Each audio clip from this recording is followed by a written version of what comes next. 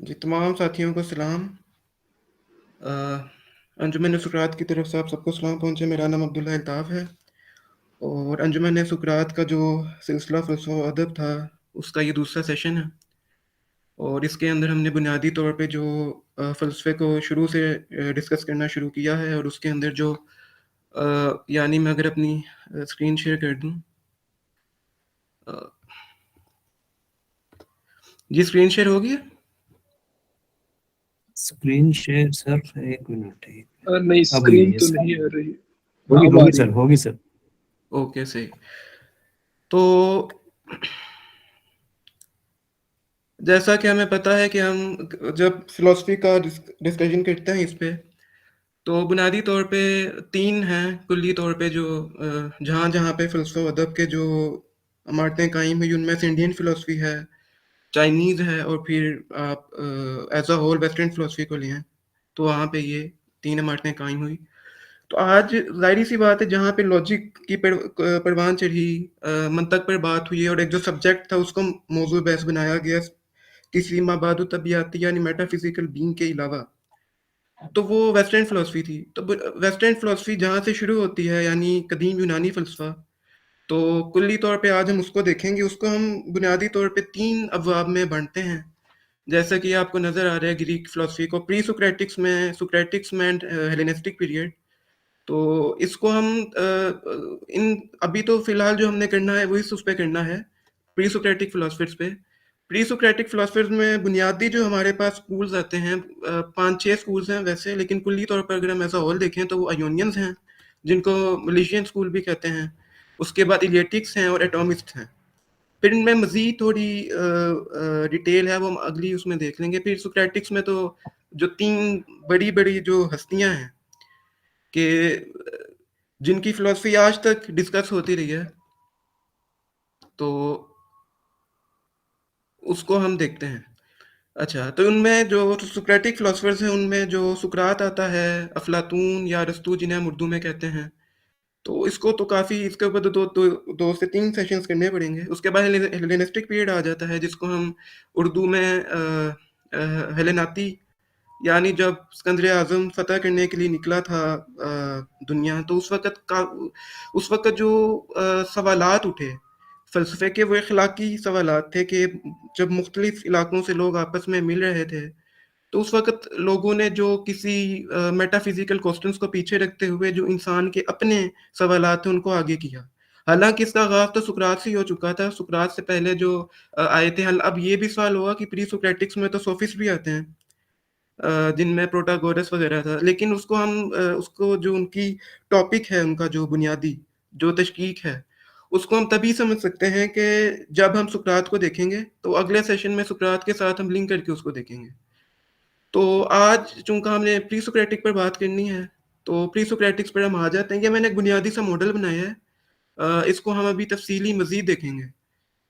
तो प्री सोक्रेटिक्स जो थे, वो उनका जो बुनियादी टॉपिक था, मैं 5 से 10 मिनट लूँगा, क्योंकि फिर जो पैनल में मौजूद हज़रात हैं, सजील आगे डिस्कस करेगा इनकी जो जुज़ियात हैं, पार्टिकुलर्स हैं इनकी। तो बुनियादी जो इनका क्वेश्चंस थे कि जिनके ऊपर प्री सोक्रेटिक्स ने काम किया, वो ये था कि जिसे हम इंग्लिश में कहते हैं यानी कॉस्मोलॉजिकल जो क्वेश्चंस थे, यानी उर्दू में हम उन्हें कहते हैं कुनियाती सवालात के। कॉस्मोलॉजी एक फिजिक्स की, यानी जो मैटर को जो स्टडी करती है, उसका एक ब्रांच है जो सॉरी, जो कि इस सवाल का जवाब ढूंढती है कि ये जो हमें अपनी वसी और अरीज कायनात नजर आती है, ये किस मैटर से बनी हुई है, यानी किस बुनियादी मादे से बनी हुई है, जिसको वो लोग फिर कॉस्मिक मैटर कह देते हैं, या उर्दू में अगर हम देखें तो मुब्दा अव्वल कि क्या कॉस्मिक मैटर है। तो जितनी भी प्री सोक्रेटिक फिलॉसफी है ना, वो आपको उसी से ही मिलती जुलती नजर आती है। जैसे हमें अगर हम यूनानी फलसफे को छोड़ते हुए यूनानी जो आर्ट यानी लिटरेचर प्रोड्यूस हुआ, उसके अंदर होमर और हेसियड था, ठीक है। यानी हम जब देखेंगे कि प्री सोक्रेटिक का जो पहला स्कूल था वो आयोनियन स्कूल था, ठीक है। और आयोनियंस का जो पहला फिलोसफर था उसको थैलस कहते हैं, और थैलस बिल्कुल एक जो था वो एथियस्टिक फिलोसफर था। उसने जैसे यहाँ पे 7 वाइज मैन का जिक्र आता है, 7 दानिशमंद लोग जो कि सर जोड़कर बैठ गए थे और जैसा मैं लिटरेचर की बात कर रहा था, पहले उसे ख़त्म कर लूँ कि जैसे हमें नज़र आता है होमर एंड हिस्वर्ट के जो अदब पारे हमारे सामने आएँगे लिटरेचर की सूरत में, तो वो एक तरह की ना देओ मलाई यानी एक किसी और हस्ती की लिटरेचर वो किताब उनकी लिपटी हुई थी, जिनकी ज़रिए फिर ग्रीक जो मिथोलॉजी थी उसने भी मवाद लिया। उसके बाद फिर थोड़ा एवोल्यूशन होती है और फिर हमारे पास पिंडार आता है, इकाइलस आता है, सोफोक्लिस आता है। तो वो उन्होंने थोड़ा इसको इखलाकी ज़ाब्तों से पाक करते हुए और होमर के जो खुदा थे, उनसे थोड़ा पीछे हटते हुए और पॉलीथीज़्म का जो एक पूरी फ़िलॉसफ़ी है उसको हम-आहंग करते हुए, एक सेकुलरिस्टिक फ़िलॉसफ़ी देने की कोशिश की मग़रिब को। और उसके बाद फिर हमारा जो आखिरी लिटरेचर के अंदर आता है जिसमें साइडस है और फ्रेसाइडिस है, तो वो तो बिल्कुल ऐसे उन्होंने ज़मीर और अक़ल यानी अक्ल को सरचश्मा बनाया लिटरेचर के अंदर, और वो उन मौज़ूआत के ऊपर अपना कलम उठाया, नॉवल लिखे, नज़में लिखी कि जिनके अंदर अक्ल की कारफ़रमाई हमेशा नज़र आती थी। तो हम जब प्री-सोक्रेटिक्स की बात करते हैं तो इनका भी यही हाल था। हालाँकि इसके अंदर भी आपको ऐसे फ़लसफ़ी भी मिलेंगे जो कि किसी मेटाफ़िज़िकल बीइंग की बात करते हैं। लेकिन वेस्टर्न फ़िलॉसफ़ी के अंदर ना एक अहम बात ये है कि इसके अंदर ना जो शागिर्द है वो अपने उस्ताद से बगावत करता है। आप अगर देख लें इंडियन फ़िलॉसफ़ी के अंदर, तो इंडियन फ़िलॉसफ़ी में जब भी कोई शागिर्द अपने उस्ताद को काउंटर करता है, तो ये नहीं कहा जाता कि वो काउंटर कर रहा है, ये कहा जाता है कि वो अपने उस्ताद की बातों को पूरा कर रहा है, यानी जो उसके कुछ एलिमेंट्स रह गए थे उस्ताद की बातों के, उसको वो पूरा कर रहा है। लेकिन जो वेस्टर्न फ़िलॉसफ़ी में हमेशा से ये रवायत रही कि उन्होंने अक्ल के ज़रिए जो अपने जो उनके उस्ताद थे, टीचर्स थे, उनके उन्होंने खिलाफ जो बातें की, तो उसको बरमला ये भी कहा कि हम इसको पूरा तो कर रहे हैं, अपनी उस्ताद की तो जो उसकी रिस्पेक्ट है वो है, लेकिन साथ ही साथ उन्होंने ये भी कहा कि हम इनसे बगावत करते हैं कि इनकी जो कुछ गलत बातें थी उनको हम ठीक कर रहे हैं। और यही एक तरक्की का प्रोसेस है और हमें वेस्टर्न फिलोसफी आज हमें यहाँ नजर आती है।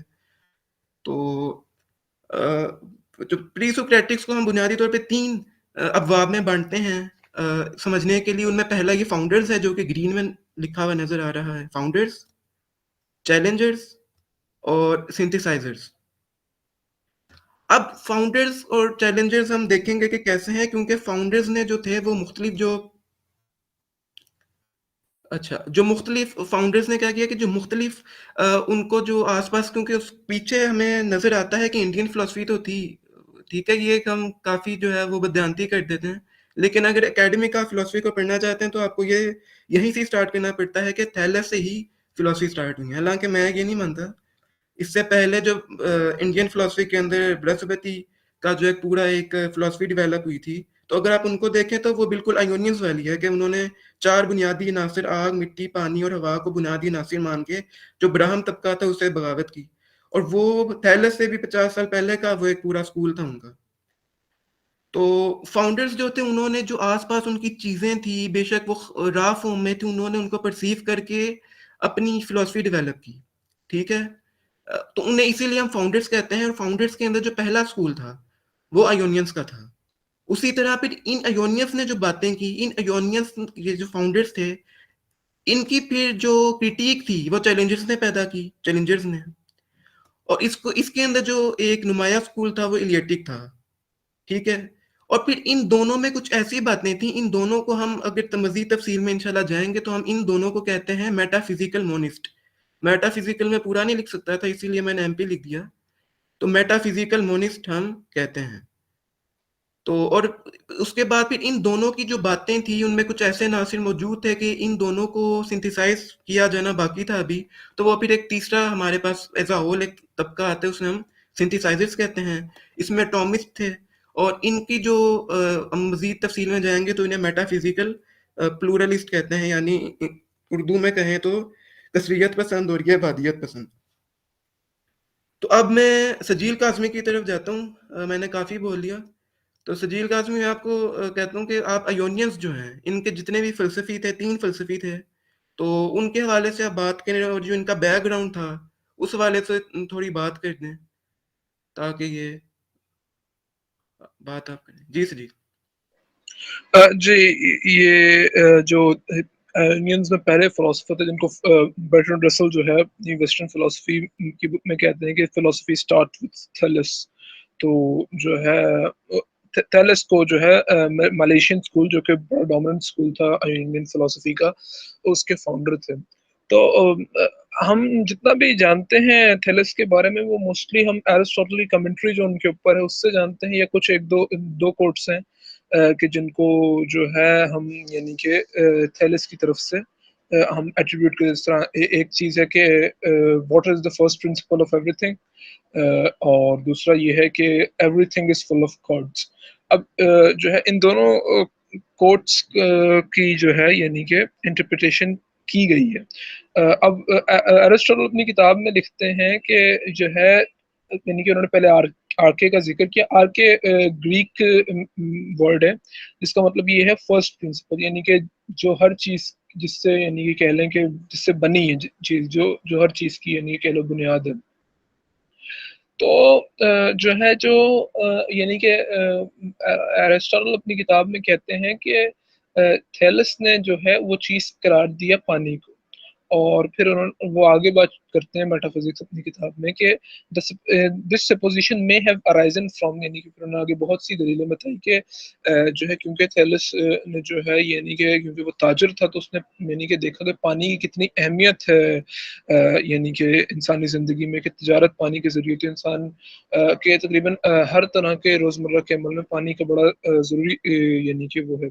इसके अलावा कहा जाता है कि जहाँ थैलस रहा करता था वहाँ पानी के बहाव की वजह से ज़मीन पानी के बहाव की वजह से ज़मीन का जो है कुछ हिस्सा यानी कि वहाँ मिट्टी इकट्ठी हो होकर जो है वो हिस्सा बढ़ गया था। तो थैलेस ने इस बात को यूँ समझा कि पानी ज़मीन ज़मीन बना सकता है, यानी कि थैलेस ने इसको ये मतलब दिया। इसके अलावा जो है ये भी कहा जाता है, अरस्तू ने इस बात को यानी कि कंजेक्चर लगाया, क्योंकि हमें इस थैलेस की तरफ से इसकी कोई सोर्स मालूम नहीं है कि वो वाक़ई जानता था एवापोरेशन के बारे में या नहीं। लेकिन एरिस्टोटल ने ये कंजेक्चर लगाया कि शायद वो एवेपोरेशन के बारे में भी जानता था, तभी उसने पानी से हवा को भी वो किया कि हवा भी पानी से बनती है। तो इस वजह से वेपर्स को वो यानी कि उसी को हवा समझते थे। क्योंकि अब तो हम आज तो हम जानते हैं कि सिर्फ वाटर वेपर्स तो शायद बहुत कम तादाद में हवा में मौजूद होते हैं, ज़्यादातर दूसरी गैसेस मौजूद होती हैं। लेकिन जो है उस वक़्त यही समझा जाता था कि यानी कि समझा गया कि जो है वाटर वेपराइज होकर जो है वो यानी कि हवा बनाता है। और इसके अलावा जो है एक और बात ये भी कही जा सकती है कि आग भी उन्हीं चीज़ों के ऊपर यानी कि सस्टेन कर सकती है कि जो चीज़ें जिन चीज़ों के बनने में पानी का यानी कि एक बड़ा ज़रूरी अहम किरदार, फॉर एग्जाम्पल लकड़ी है, तो दरख्त जो होते हैं वो यानी कि पानी से बनते हैं। तो यानी कि एक एक थैलेस की ये एक सबसे जो वो यानी कि इम्पोर्टेंट जो उनकी फिलोसफिकल है वो है कि चीज़ों की आर्की बताने जो है वो यानी कि है कि उन्होंने वाटर बताई थी। इसके अलावा उनके और भी बहुत सारे मैथमेटिकल कंट्रीब्यूशंस हैं, जिस तरह थैलेस थ्योरम है जो कि उनको एट्रीब्यूट किया जाता है। इसके अलावा पिरामिड्स की हाइट नापना, सोलर एक्लिप्स को जो है प्रिडिक्ट करना, और भी इस तरह के काफ़ी जो है कंट्रीब्यूशंस जो हैं थैलेस की तरफ एट्रीब्यूट किए जाते हैं। इसके बाद इसके अलावा जो है वो जो है अर्थ की शेप के बारे में भी कहते हैं कि अर्थ किसी डिस्क की तरह है कि जो कि एक समंदर के ऊपर जो है ठहरी हुई है। और फिर उनकी अर्थक्वेक थ्योरी है कि जो है जब उस पानी में यानी कि तलातुम आता है तो जो है इस वजह से अर्थ शेक करती है, और जो है इस वजह से वो आते हैं अर्थक्वेक्स आते हैं।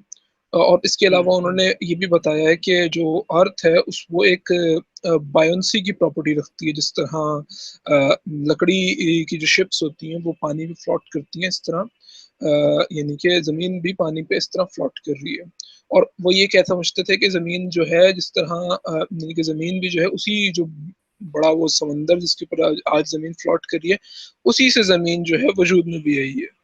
तो ये थैलेस का नज़रिया था, यानी कि किस तरह दुनिया बनी है, या जो है जो अंडरलाइंग चीज़ है जिससे सब कुछ बना है वो क्या है, और मतलब कि वो किस तरह चीज़ें जो है उससे वजूद में आती हैं।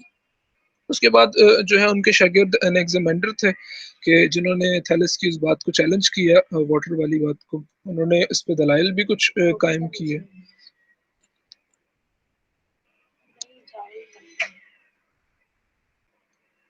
उन्होंने उस पे जो है यानी कि चैलेंज किया इस बात को। ये कहा कि उन्होंने थैलेस की इस बात को यूँ कि ये कह के चैलेंज किया कि जो वो है पानी जो है वो तो हमें आस-पास फाइनाइट नज़र आता है। तो जो है वो जो यानी कि पानी फाइनाइट है, लेकिन जो जिससे सब कुछ बना है वो चीज़ तो फाइनाइट नहीं होनी चाहिए, क्योंकि अगर फाइनाइट है तो उससे फिर सब कुछ बनने के बाद वो चीज़ खत्म हो जानी चाहिए थी।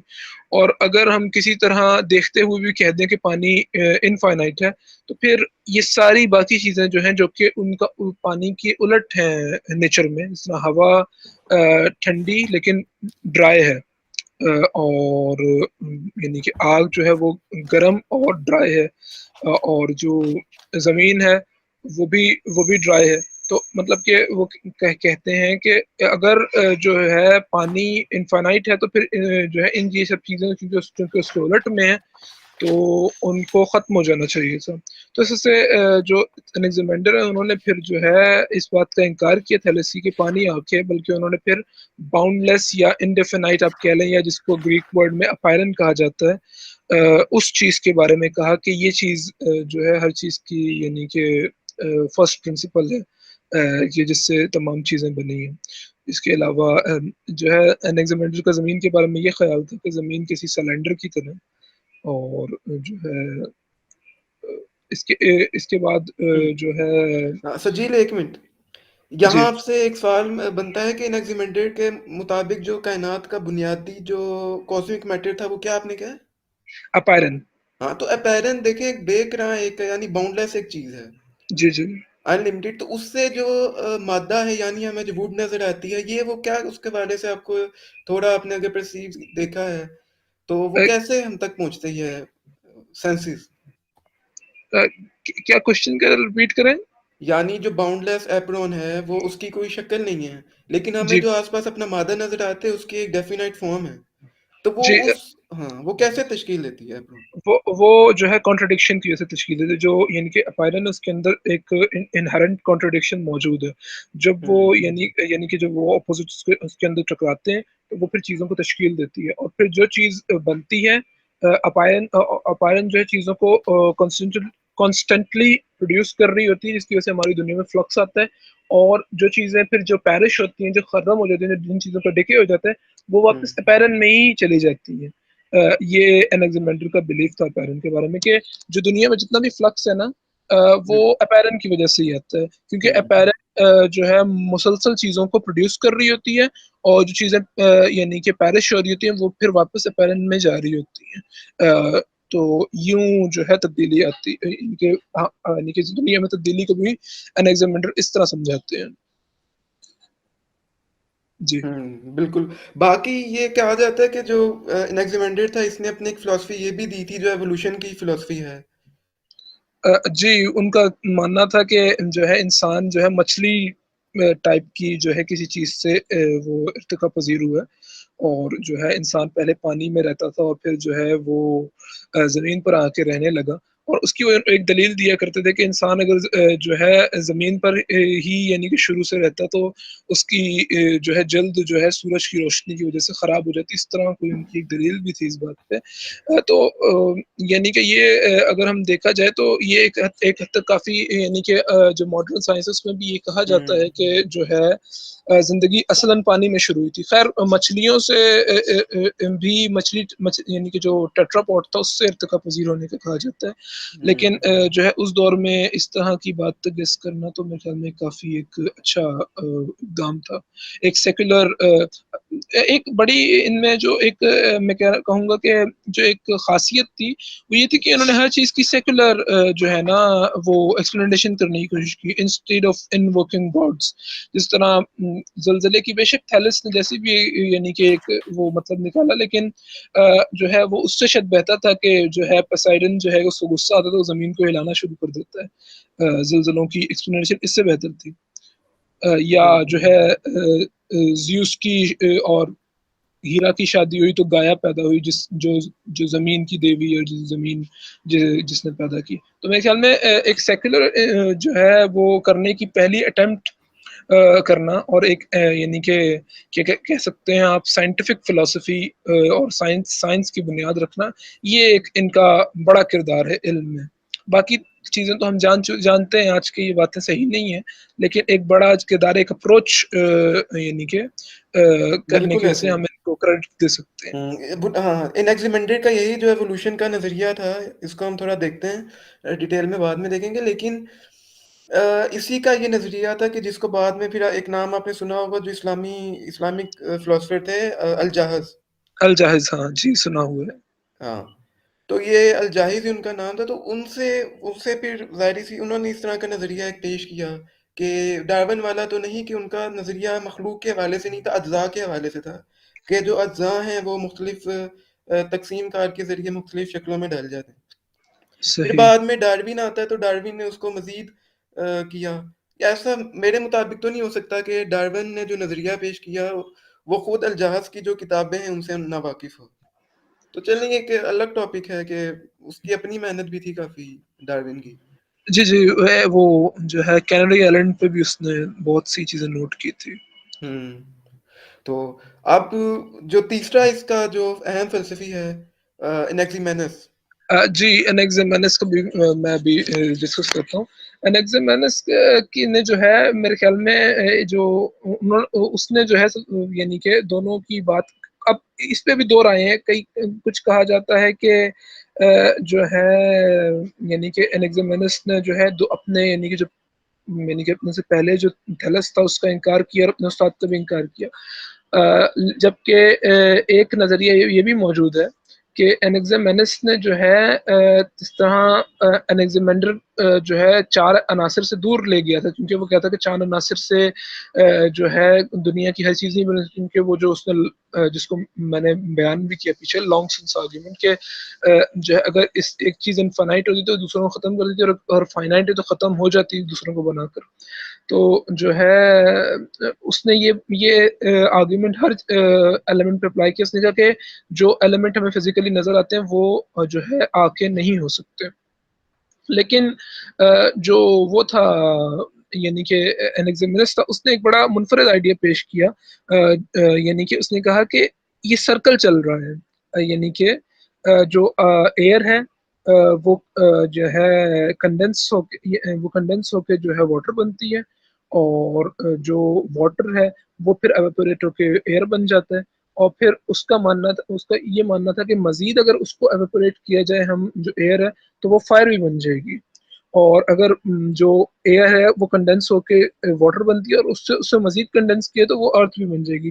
तो इस वजह से इस तरह से उसका मानना था कि जो 4 अनासिर हैं वो एयर के ज़रिए जो है वो किए जा सकते हैं, यानी कि एयर से ही चारों बाकी के 3 अनासिर जो हैं वो जोड़े जा सकते हैं।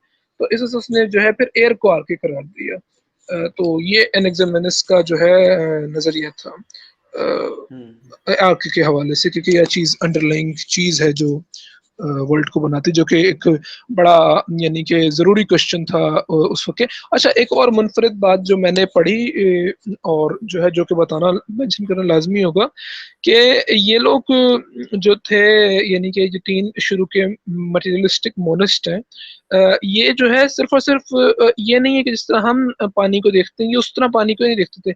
ये हुँ, पानी को एज़ अ फर्स्ट कॉज़ भी देखते थे, और पानी को कोई डिवाइन चीज़ भी देखते थे, इंटेलिजेंट बिल्कुल। चीज़ के तौर पर देखते थे। हुँ, और यानी कि कह लें कि इस तरह माना जाता था कि यानी कि पानी से ने इस दुनिया को बनाया भी है, और पानी इस दुनिया का निज़ाम भी चला रहा है, जिसे हेलोज़ोइज़्म भी कहा जाता है, कि पानी जो है यानी कि कॉन्शियस कह लें आपके इंटेलिजेंट है, और वो यानी कि वो इस दुनिया को की चीज़ें उससे बनती हैं, और फिर इस दुनिया का निज़ाम भी पानी की वज़ह से ही चलता है। ये यानी कि जो है एक बड़ी मुनफ़रिद चीज़ है, क्योंकि और मेरे ख़्याल में अक्सर लोगों को ये इस बात का अंदाज़ा भी नहीं होता कि हेलोज़िज़्म के कायल थे ये 3 फ़लसफ़ी। बिल्कुल। और जो है ये यानी कि इस तरह से हम इन चीज़ों को देखते हैं, उस वे में नहीं देखा करते थे। सजील ये बात इसलिए थी क्योंकि जब कॉस्मिक मैटर का सवाल हम आया ना फिलोसफियों के सामने कि कॉस्मिक मैटर तक क्या है, तो थैलेस ने तो ये बात कर दी कि वो पानी है। उसके बाद एनेक्सिमेंडर ने कहा वो एप्रोन है, लामहदूद एक बाउंडलेस मटेरियल है।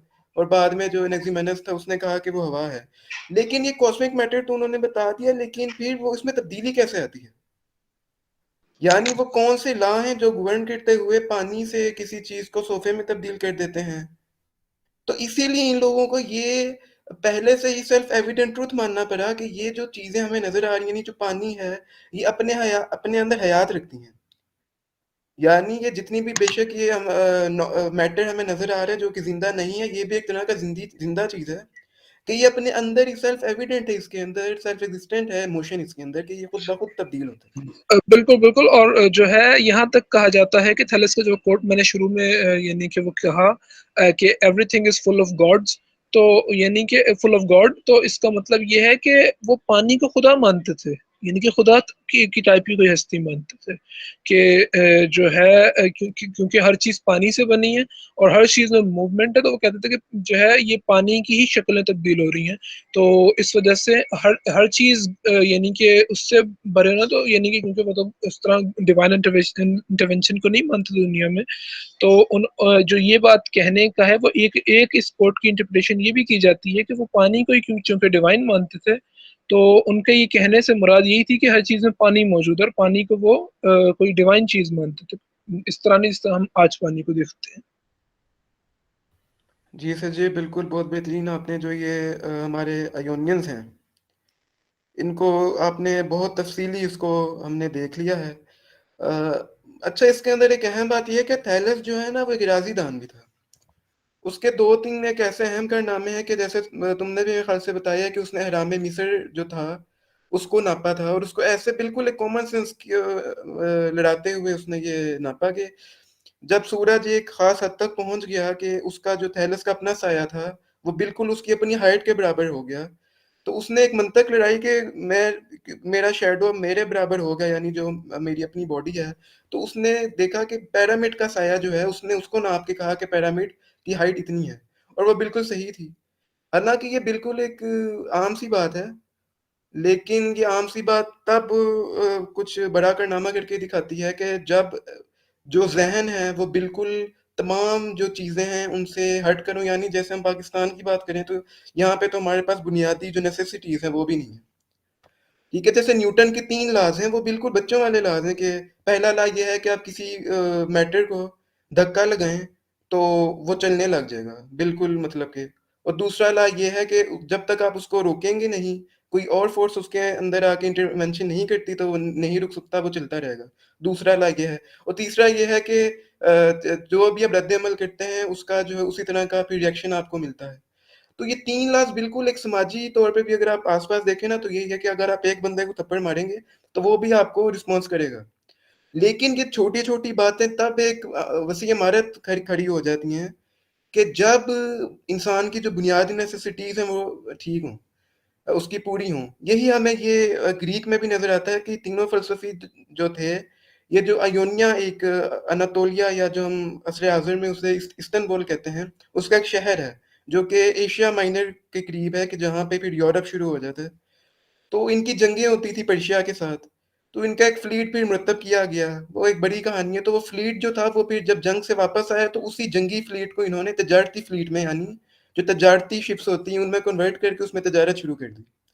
और इस तरीके से जो कहा जाता है कि वहाँ पे काफ़ी खुशहाली पैदा हुई। और मार्क्सिस्ट पॉइंट ऑफ व्यू भी यही है कि फिर लोगों ने सोचना शुरू किया और छोटी-छोटी बातों को बड़ा किया। तो इसका एक अहम कारनामा ये था कि इसने जो पिरामिड था उसको नापा। उसके अलावा इसका एक थैलेस का थ्योरम भी है कि एक सर्कल होता है और उसका आप सेमी सर्कल कर लें तो उसके जो एक आइसोसेलेस, एक ख़ास किस्म का ट्रायंगल होता है, तो वो हमेशा जो आप उसके तीनों दायरे कहीं पर भी मिला लें, वो 90 डिग्री का ही देते हैं एंगल, यानी दायरे के अंदर, सेमी सर्कल के अंदर।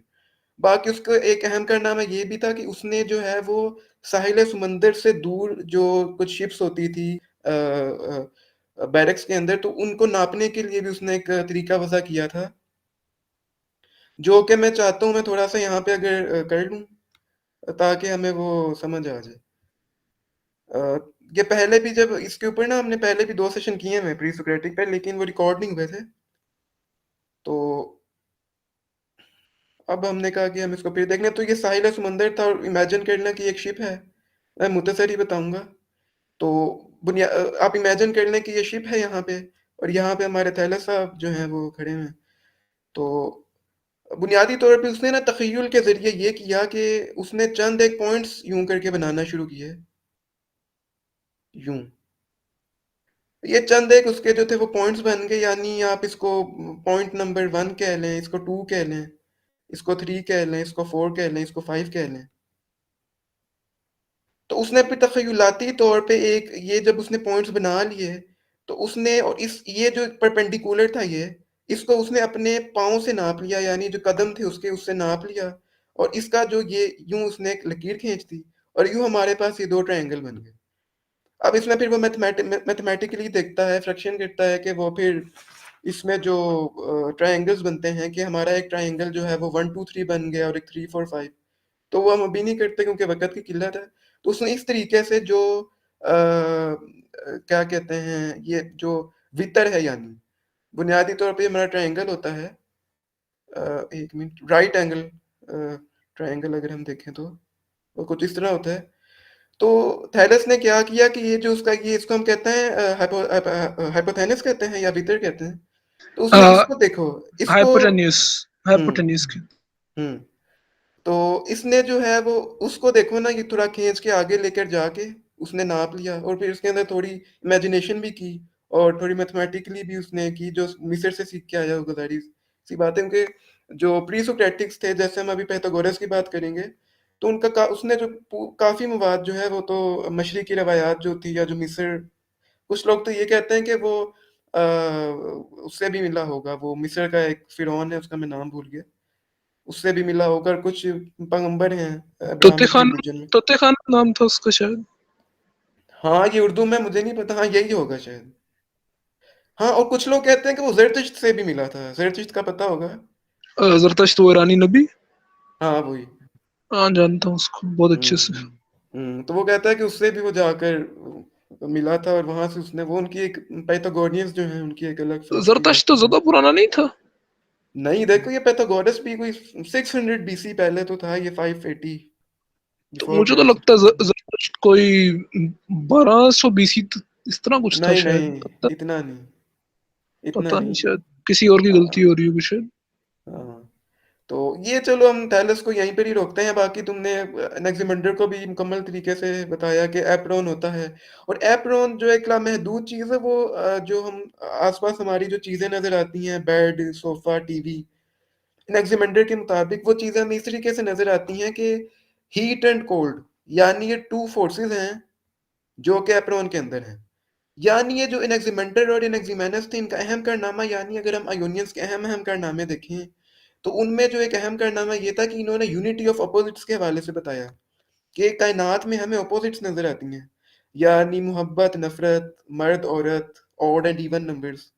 तो यूं उन्होंने कहा कि यूनिटी ऑफ अपोजिट्स एक इनका बहुत अच्छा एक कारनामा था कि वो हमें फिर हैगल में नजर आता है, जदीद फलसफे में, यूनिटी ऑफ अपोजिट्स का। एनेक्सामेंडर ने तो दुनिया के बजाय अपैरन में कॉन्ट्रडिक्शन देखी ना। बिल्कुल। उसने वहां पे कॉन्ट्रडिक्शन देखी, लेकिन अहम कारनामा था। एनेक्सिमेनस भी यही बात करता है, लेकिन तब्दीली के साथ, कि हम्म। उसको हम देखेंगे। तो वो एनेक्सिमेंडर ये कहता है कि जैपरॉन के बाकायदा अंदर बाकायदा यूनिटी ऑफ अपोजिट्स वहां से शुरू होती है, हेराक्लिटस से। हेराक्लिटस से भी पाइथागोरस ने भी ये बात की थी। उसने तो 10 वो बना दिए थे पेयर्स चीजों के, जोड़े। अच्छा अच्छा, हम्म इस बारे तो में मुझे मालूम है। हम्म, तो जो इनएक्सिमेंडर था वो कहता है कि जो एक एप्रॉन है उसके अंदर हमें एक यूनिटी ऑफ अपोजिट्स का कॉन्ट्रडिक्शन नजर आता है। वो 2 फोर्सेस हैं, यानी हीट एंड कोल्ड है, कि जिसके जरिए फिर हमें क्वालिटेटिवली चीजें नजर आती हैं, कि हमें मादा नजर आता है। वो कहता है कि कोई चीज जब गर्म हो जाती है तो वो लिक्विड फॉर्म में होते हुए वो हवा बन जाती है, और जब कोई चीज कोल्ड होती है तो वो कोल्ड यानी सख्त शय बन जाती है, जामद चीज। तो उसका एक कॉस्मोलॉजिकल पॉइंट ऑफ व्यू भी है, जो कि अभी टाइम की किल्लत की वजह से हम नहीं डिस्कस करते हैं। और इनएक्सिमेनस का भी हाल है। इनएक्सिमेनस ने ये जो हीट एंड कोल्ड की कॉन्ट्रडिक्शन थी, इसको आगे बढ़ाते हुए इसको जो है वो अमले तलतीफ़ और अमले तकसीफ़ यानी जिसे हम रेयरफेक्शन एंड कंडेंसेशन कहते हैं। कहते हैं, बिल्कुल। हाँ, तो वो कहता है कि जो रेयरफेक्शन है ये बुनियादी तौर पे वही हीट है जो एनेक्सिमेंडर ने कहा, और कंडेंसेशन जो है वो कोल्ड चीज़ है कि वो तब्दील होती है, और ये पूरा प्रोसेस वो बताते हैं। तो इतना मेरे ख़्याल से काफ़ी है ये। अ, ठीक है, कंटिन्यू करें। हाँ, कोई अगर चलें, अब हमने ये आयोनियंस का तो पूरा कर लिया है, तो हमारे जो बाकी अगर मेंबर कोई है, तो वो अगर कोई सवाल करना चाहता है आयोनियंस के हवाले से जो प्री सोक्रेटिक में पहला स्कूल था, फाउंडर्स थे, तो वो कर सकता है। या सजीद तुम्हारे ज़हन में अगर कोई है क्वेश्चन तो वो? जी, मैं ये कहना चाह रहा था कि ये जो मैंने जिस हद तक पढ़ा है वो यही है कि एनाक्सिमेंडस का कारनामा यही सबसे बड़ा था कि इसने यानी कि सारे एलिमेंट्स को यानी कि आपस में मिला दिया था, यानी कि उसने इस तरह जो थैलस था वो वाटर वाटर से जो है सबका बनना देख रहा था, लेकिन वो ये नहीं समझा पा रहा था अपनी हद तक। बाद में एरिस्टोटल ने कंजेक्चर्स लगाए, वो एक अलग बात है, लेकिन अपनी हद तक वो ये नहीं समझा पा रहा था कि किस तरह, ठीक है। और एनेक्सिमेंडर ने तो यहाँ से ये देखा कि इनफाइनाइट है, इनफाइनाइट से सारी चीज़ें बन के खत्म हो जाएंगी, लेकिन एक जो साइकिलिक मोशन और चीज़ों में यानी कि जो बनने का प्रोसेस जो मैं हमें एक्सप्लेन की, ये एनेक्सिमेंडस ने की है। तो एनेक्सिमेंडर ने हॉट एंड कोल्ड मेरे ख्याल में उसके अपैरन के अंदर देखा था, और हम्म। फिर अपैरन में कॉन्ट्रडिक्शन होती है जिसकी वजह से अपैरन जो है चीज़ें प्रोड्यूस करता है। तो ये मैंने अपनी मालूमात के मुताबिक जो पढ़ा है उस हवाले से। बिल्कुल ऐसा, बिल्कुल ठीक बात की है। अच्छा, यहाँ पे तुमने ये बात की ना, तो एक अहम बात मेरे जहन में आ गई कि जब हम कहते हैं ना कि थैलस ने जो है वो पानी को कहा कि पानी बुनियादी मुब्दा है, और एनेक्सिमेंडर जब जो थैलस का शागिर्द था उसको काउंटर करते हुए कहा, और एप्रॉन का ये उसका एक मंतकी बात भी थी कि पानी तो महदूद है, जैसे तुमने भी बात की थी पहले, हुँ, तो हुँ। महदूद चीज जो है वो इतनी ज्यादा चीजों को बनाएगी तो वो कम पड़ जाएगी। तो एनेक्सिमेंडर ने आगे से कहा कि वो कोई ऐसी जो है वो अनलिमिटेड चीज होनी चाहिए कि जो कम ना हो, क्योंकि अगर वो लिमिटेड चीज होगी तो वो लिमिटेड चीजों को बनाते हुए खुद लिमिटेड चीजों से भी लिमिटेड हो जाएगी।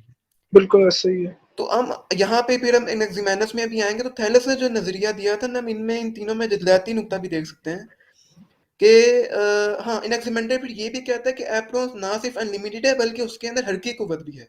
जैसे तुमने बहुत बेहतरीन बात की कि वो मोशन है, उसमें वो चेंज होती है, यानी वो जब बेक रहा कहता है तो वो एक साइल मादे की तरह कि समंदर की जो लहरें होती हैं उस तरह वो है, और वो फिर उसमें कॉन्ट्रडिक्शन होता है, वो कोई भी चीज़ फिर इख्तियार कर जाती है हीट एंड कोल्ड के जरिए।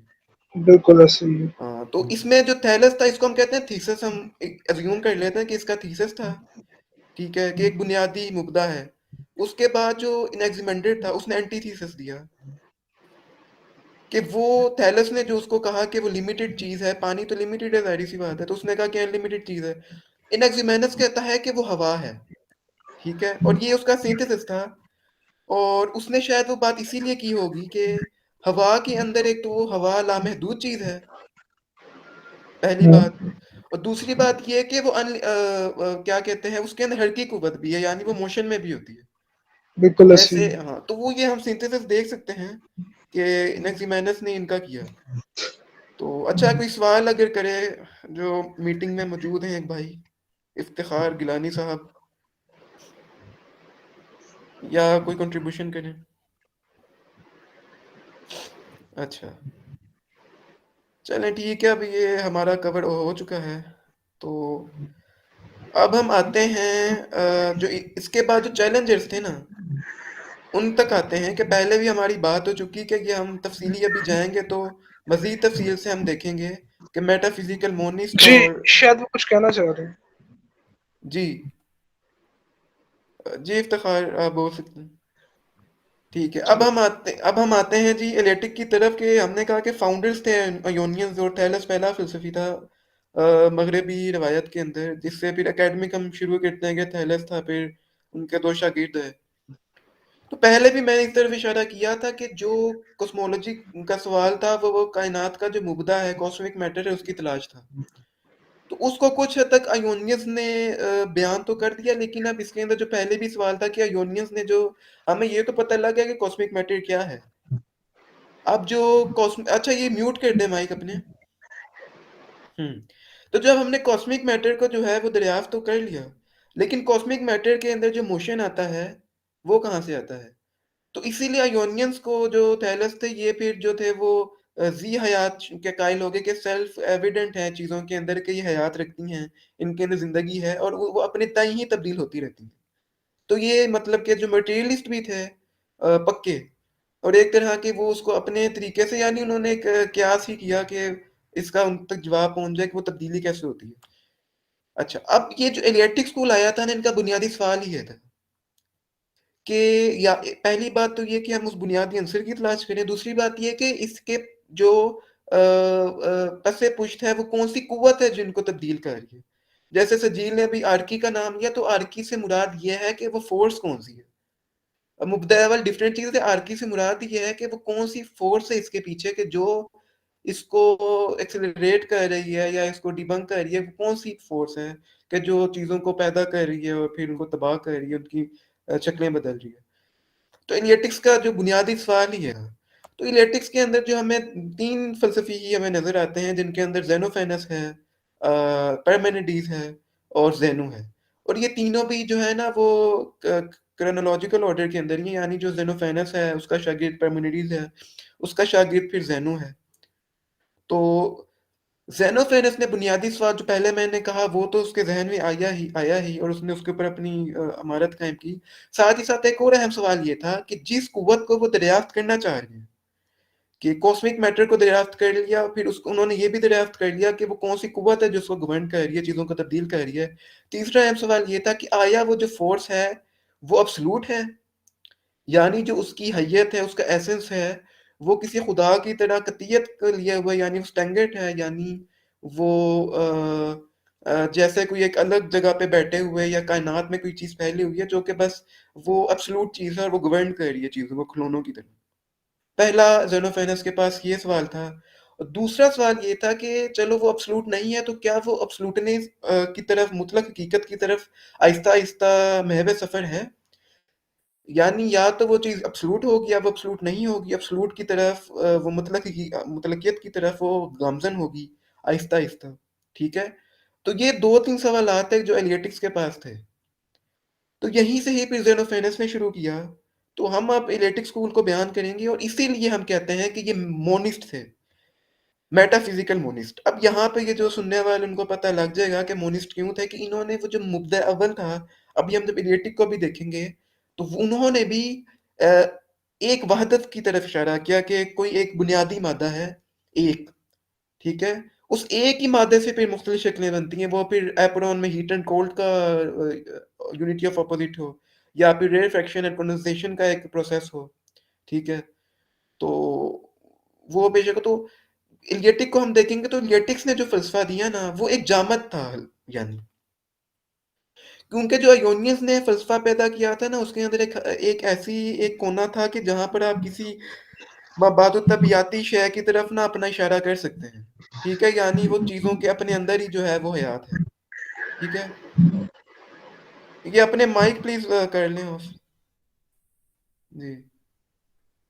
तो आयोनियस ने जो पैदा किया ना कि वो हर चीज के अंदर कुछ हद तक कोई जिंदगी है जो कि खुद ब खुद तब्दील होती है, तो उनके अंदर ना कोई मबादो तबियाती कोई हम कोई ला सकता था। तो एलियटिक्स ने ना उसको बिल्कुल डिबंक करने के लिए, क्योंकि वो थोड़ा और लॉजिकल सोच रहे थे, तो उन्होंने कहा कि कोई भी ऐसी चीज नहीं है, ठीक है, जो कि तब्दीली कर रही हो चीजों को। वो कहते हैं कि जितनी भी शय है वो जामिद है, हमें जितनी भी हकीकत नजर आती है हम अभी उसे देखेंगे। तो वो कैसे यूं कहते थे, लेकिन उनका बुनियादी जो इस्तदलाल था वो अयोनियंस की तरह मोनिस्ट ही था, कि जो मोनिस्ट पॉइंट था वही था।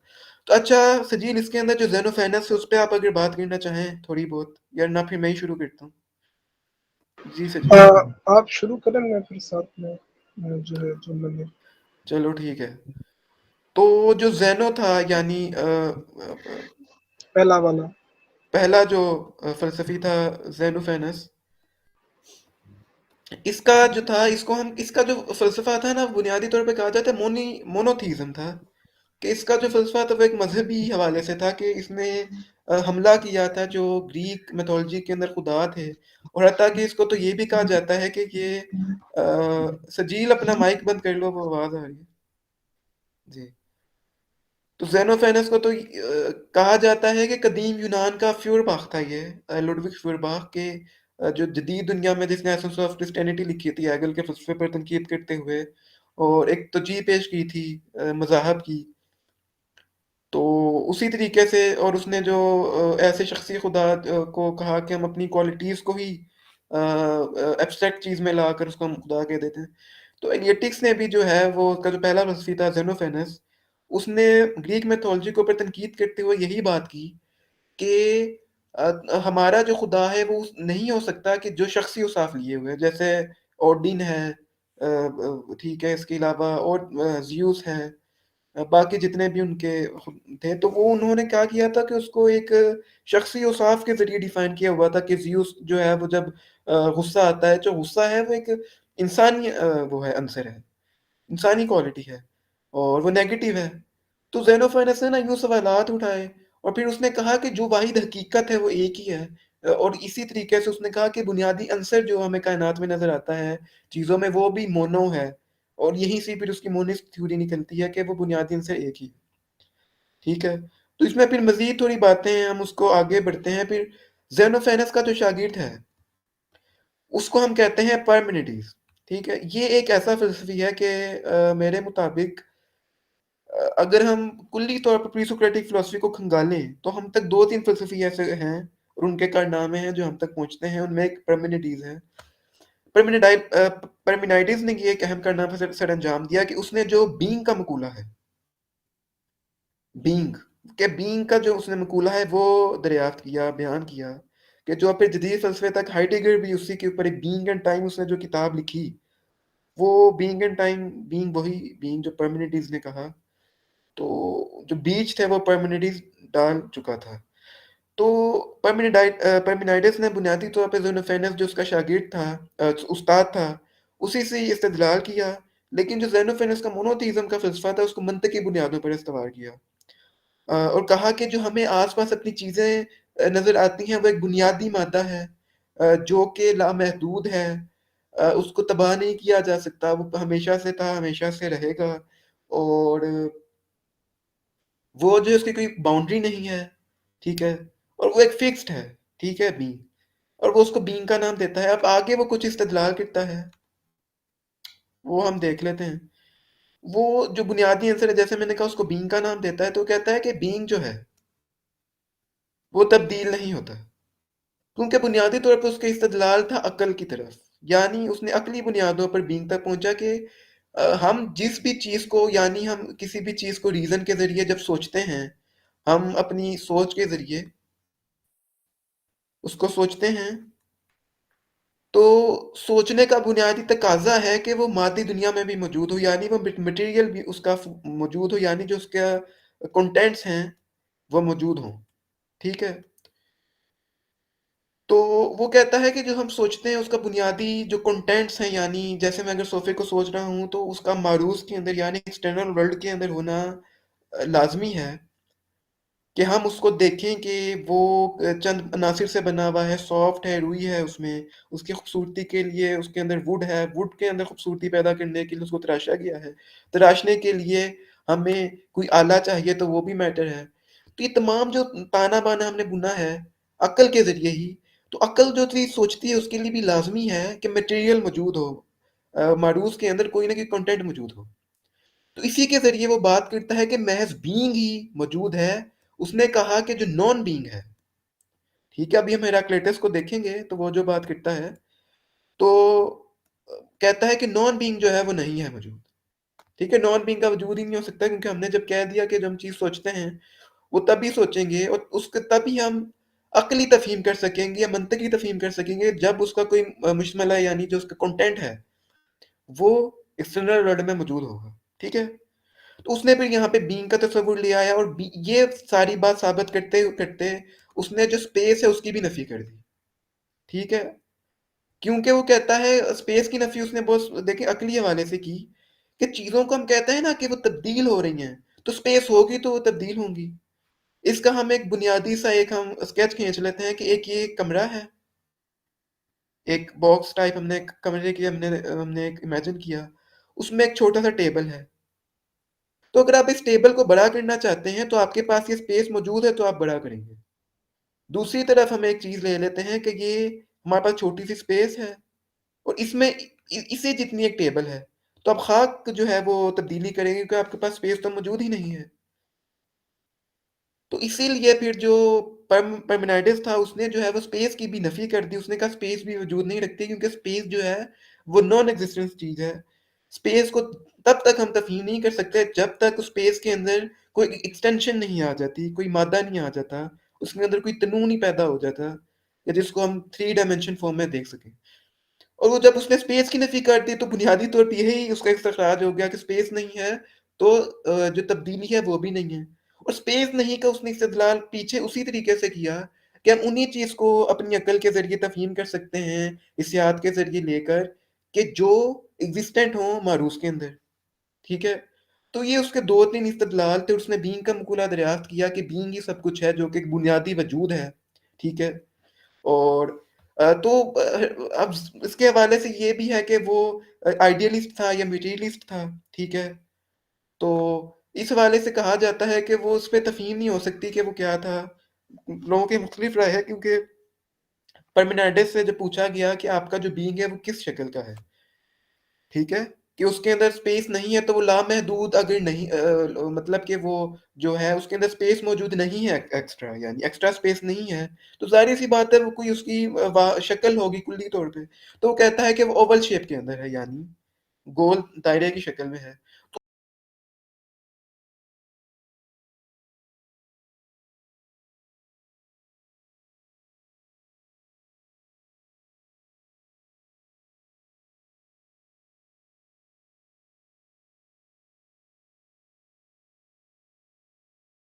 कि स्पेस वजूद ही अपना नहीं रखती, यानी स्पेस नहीं है, तो वो उसकी कोई बुनियादी शक्ल होगी एज़ अ होल कुल्ली तौर पे देखें तो उसने कहा कि ओवल शेप के अंदर वो उसकी जो थी वो शक्ल है।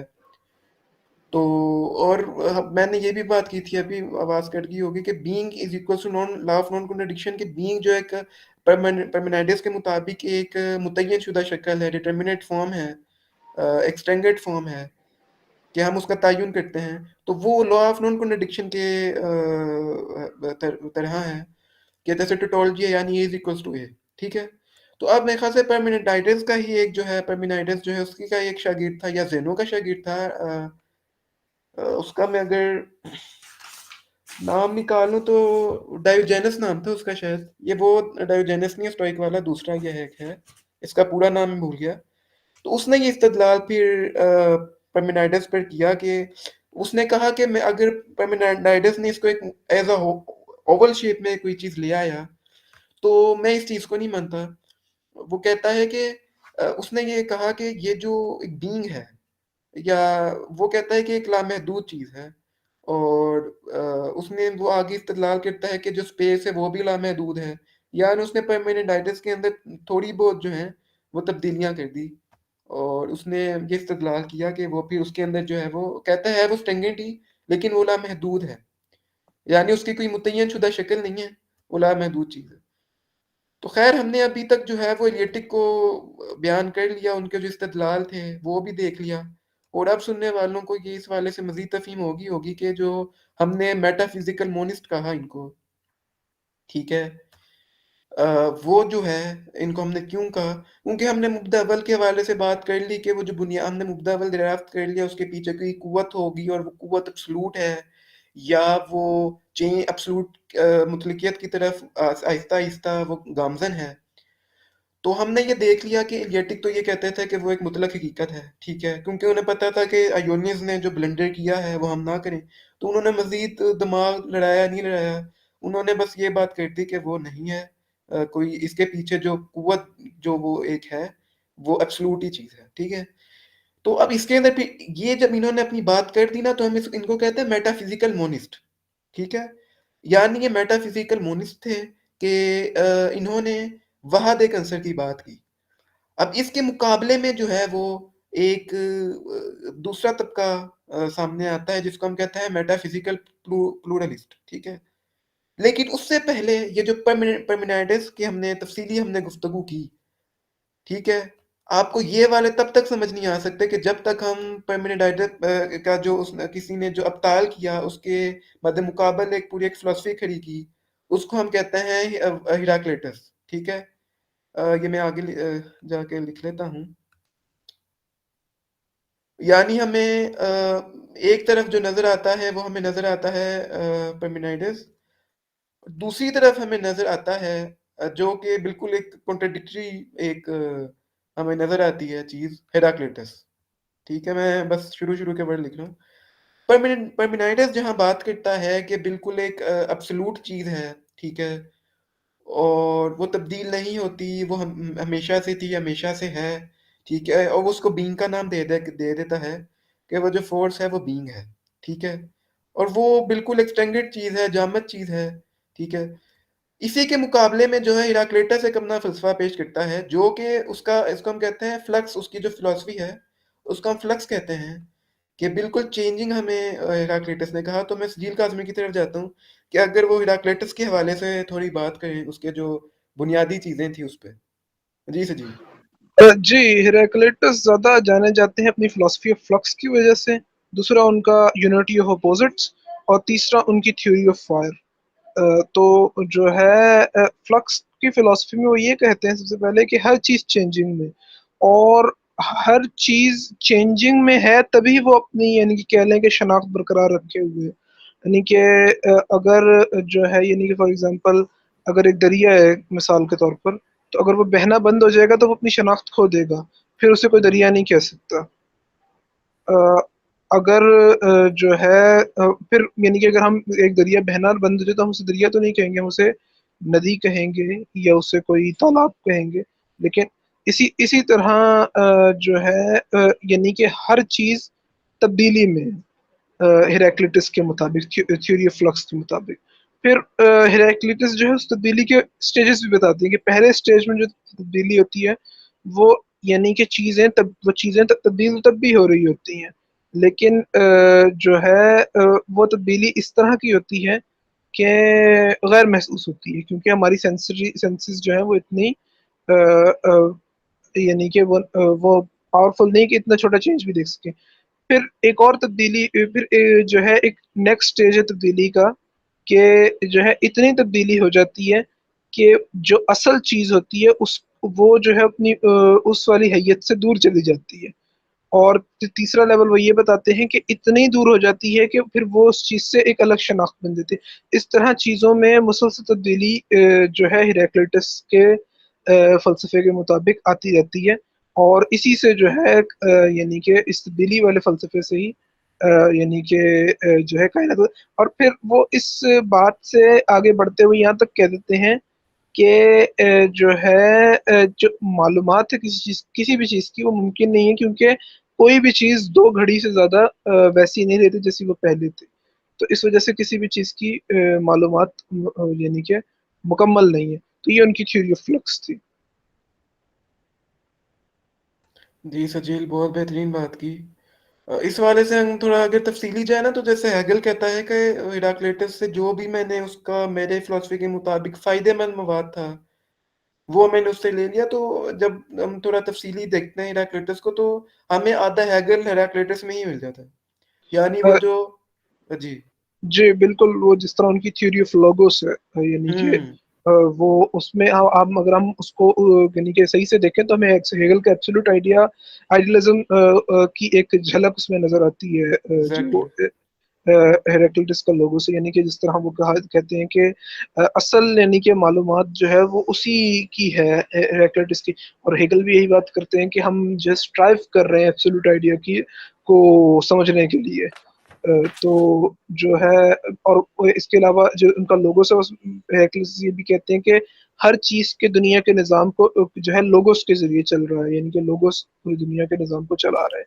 और इसके फिर उनका यूनिटी ऑफ अपोजिट्स आ जाता है, जिसमें वो कहते हैं कि चीज़ों की जो ज़िद है वही चीज़ों की जो है बका भी है।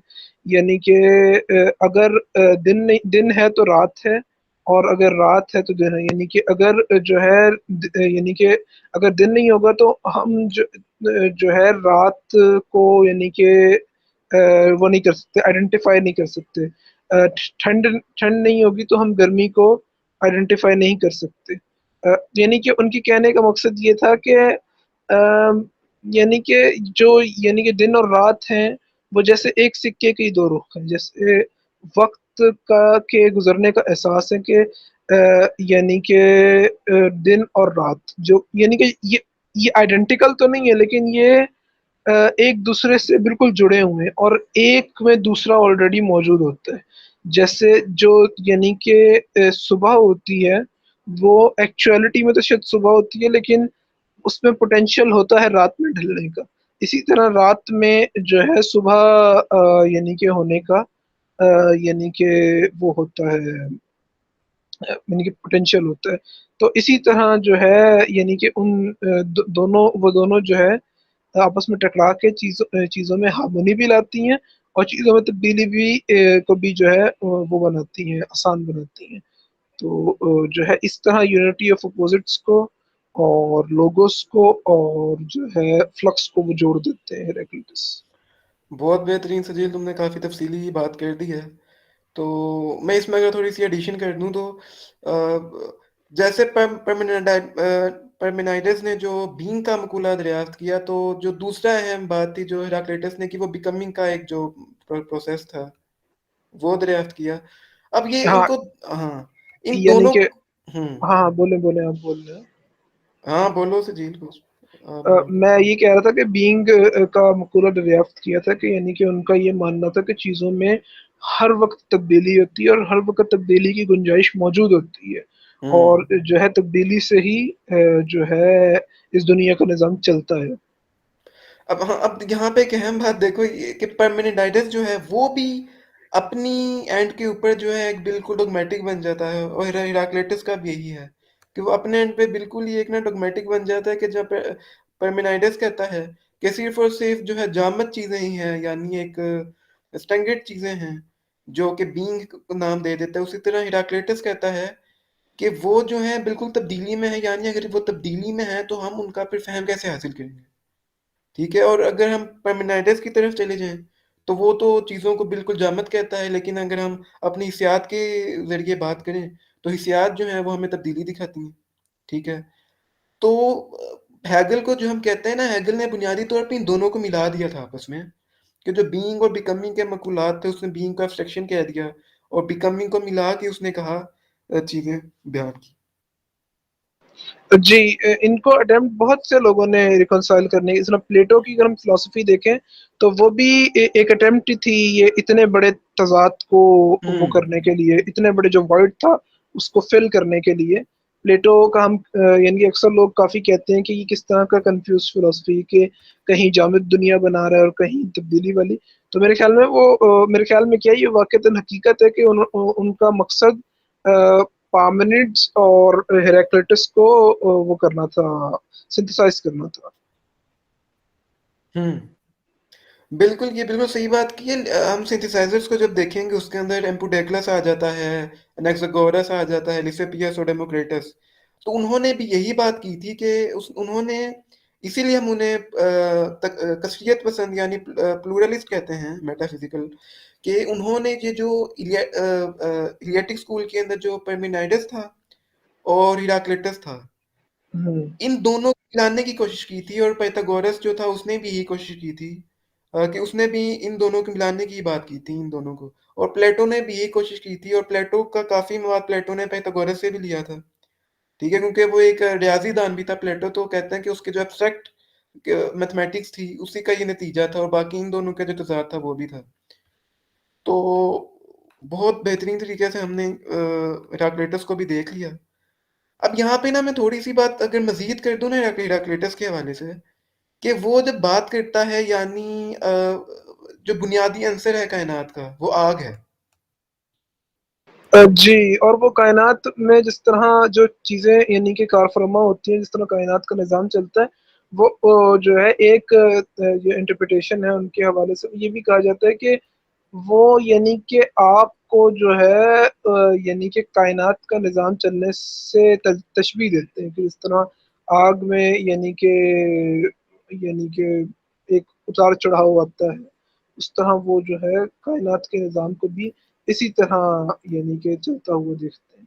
और फिर उनका एक कोट भी बहुत मशहूर है कि जो हर चीज़ जो के बदले जो है आग है, जिस तरह हर यानी कि कमोडिटी के बदले गोल्ड है, इस तरह भी कोई उनका कोट है। तो हुँ। मेरे ख्याल में एक ये इंटरप्रिटेशन भी है कि वो आग को जो है, वो एक यानी कि वैसे एक सिमिलैरिटी खींचते हैं, हुँ। आग और दुनिया के निज़ाम में शायद। बिल्कुल, बेहतरीन। यानी वो ये कहता है कि जैसे डॉग्मेटिक इसीलिए हेराक्लिटस को कहा पार्मेनिडेस की तरह कि पार्मेनिडेस जहाँ बात करता है कि महज़ जो है वो सबात यानी जो परमानेंसी है, वही सब कुछ है। उसी तरीके से हेराक्लिटस भी यही बात करता है कि जो बिकमिंग है यानी कुछ बनने का प्रोसेस है, वही जो है वो परमानेंसी है। यानी तब्दीली होना ही महज़ हकीकत है और कोई नहीं है हकीकत। तो वो अपने हवाले से डॉग्मेटिक हो गया इस वाले से। तो उसकी अगर फिलॉसफी को थोड़ा मज़ीद गहराई में तो हम नहीं जाएँगे यानी जो हम कहते हैं कि उसमें आधा हेगल मौजूद है, वो ऐसी हमने बात नहीं की। तो वो ये बात करता है कि जो अक्ल को ले आता है और आग को ले आग जो है वो कहता है कि जो हमें चीज़ें नज़र आती हैं, वो तमाम की तमाम चीज़ें एक जौहरे आतिश की पैदा करता है और वो कहता है वो आग है। और आग के नतीजे में ही वो फिर नीचे 2 बातें और करता है कि एक सर्द रूह होती है, गर्म रूह होती है, ठीक है? और वो कहता है कि आपको जो क्या कहते हैं, आपको जो मिलती है, हैप्पीनेस मिलती है, ठीक है?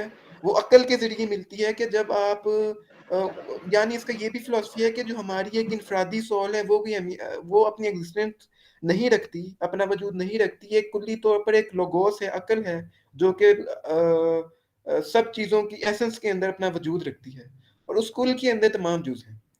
और वो कहता है कि जैसे हम एक बीज उगाते हैं ज़मीन के अंदर, ये हमने एक ज़मीन के अंदर बीज बो दिया, ठीक है? अब इसको जो चीज़ें ग्वांट करेंगे वो कहता है वो अक्ल है और अक्ल वो कहता है कि ये लोगोस एक फ़ितरी एक कानून है यानी जैसे तुमने भी बात की कि फ़ितरी कानून है अक्ल, लोगोस और इसको वो जो है वो ग्वांट करता है और उसके अंदर भी वो रूह का फ़लसफ़ा ले आता है कि जो रूह है वो अक्ल के ज़रिए जो है वो अपने अंजाम तक पहुँचती है कि हर चीज़ के अंदर जो कहता है ना ज़ोहरे आतिश है वो उसको रूह भी कहता है। यानी एक सोल है कि जिसके ज़रिए यानी अक्ल ना सिर्फ़ जो है वो जो आग के 2 मानी हैं यहाँ पे। आग का पहला मानी जो उसकी एसेंस है वो तो ज़ोहरे आतिश है। उसके अलावा 2 मानी है तब्दीली, ठीक है? और जो मादा बना हुआ है। तो तब्दीली भी जो है वो मादे जो जिस चीज़ का मादा बना हुआ है तो वो मादा जिस चीज़ से बना है वो तब्दीली भी उसी से मिलती-जुलती चीज़ों में होगी, बेशक उसकी हैयत बदल जाए। ठीक है? तो हेगल यहाँ पे वो सॉरी हेराक्लिटस यहाँ पे ये बात करता है कि वो जो लोगोस है, वो ना सिर्फ़ रूह यानी जो आग की ही बनी हुई है रूह, ठीक है? जो कि तमाम चीज़ों के अंदर मौजूद है या वो कह लो कि वो यानी वो जैसे फाइनल कॉज़ की नहीं बात करता अरिस्टोटल, फाइनल कॉज़ यानी वो उसको जी, ग्रांट करती है। जी, जी, जी। तो वो ये समझ लो कि वो रूह वो चीज़ है कि वो जो है ना वो पहुँचना चाहती है और उसको जो रास्ता दिखाती है वो अक्ल दिखाती है। यानी मुतग़य्यर कायनात जो हमें नज़र आती है बिकमिंग यानी एक जो बीज है वो दरख़्त बन जाता है, ठीक है? और वो जो बीज है वो दरख़्त बनने की तरफ जस्तजू में है, ये दोनों एक ही चीज़ें हैं। और इन दोनों चीज़ों को अक्ल लोगोस जो है वो गवर्न करती है कि उसने क्या बनना है। तो बाकी इसमें और भी कहता है कि हमें चीज़ों के अंदर जैसे तुमने कहा ना कि कॉन्ट्रडिक्शन होती है, तो वो कहता है कि कॉन्ट्रडिक्शन के अंदर तो जो 2 चीज़ें मिलकर नेगेट हो जाती हैं। वो कहता है कि कॉन्ट्रडिक्शन है लेकिन एक कॉन्ट्रडिक्शन फ़ोर्स है, एक कॉन्ट्रैरी फ़ोर्स है, यानी एक हार्मनी है। तो वो कहता है कि कॉन्ट्रडिक्शन से हटते हुए हमें कॉन्ट्रैरी जो फ़ोर्स है उसकी तरफ आना चाहिए और कॉन्ट्रैरी के हवाले से ही जो मुख्तलिफ़ चीज़ें हैं, वो लोगोस उसको मोल्ड करती है और वो अपनी रूह के ज़रिए वो अपनी कामिल हिय्यत तक पहुँच जाती है। जी साथियों, तो हमने ये हेराक्लिटस को भी मुकम्मल तौर पे देख लिया। अ, कुछ नामुवाफ़िक हालात की वजह से जो हमारे नेटवर्क प्रॉब्लम हुआ, तो उसकी वजह से जो बाकी रिकॉर्डिंग नहीं हो सकी यानी अगर मैं आपको अ, दिखाऊँ कि हमने क्या-क्या जो डिस्कस किया, तो उसमें हमने ये जो ब्लैक बॉर्डर नज़र आ रहा है, इतना हमने फाउंडर्स एंड चैलेंजेस को हमने इनको स्टडी किया है। अभी लेटिक्स के अंदर एक और अहम फ़िलसफ़ी है ज़ेनु, ठीक है? तो उस ज़ेनु को अभी डिस्कस करना बाकी है।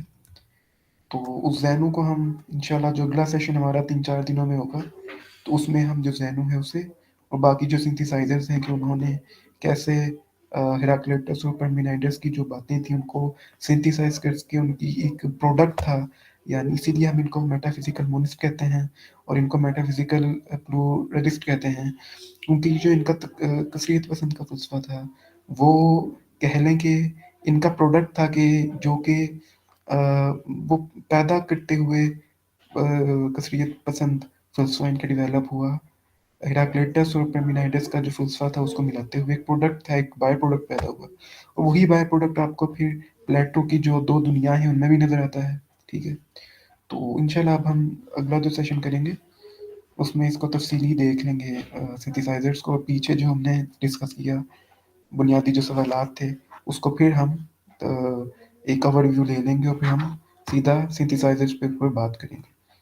तो अभी तक अब तक आप हमें जो है वो इजाज़त दें आप, और नीचे डिस्क्रिप्शन के अंदर जो है वो हमारी जो वेबसाइट है उसका लिंक भी है, हमारा व्हाट्सएप ग्रुप का लिंक भी है, और साथ में जो हमारे दो फेसबुक के ऊपर एक ऑफिशियल पेज है और एक पब्लिक ग्रुप है, तो वो भी मैं नीचे लगा दूंगा।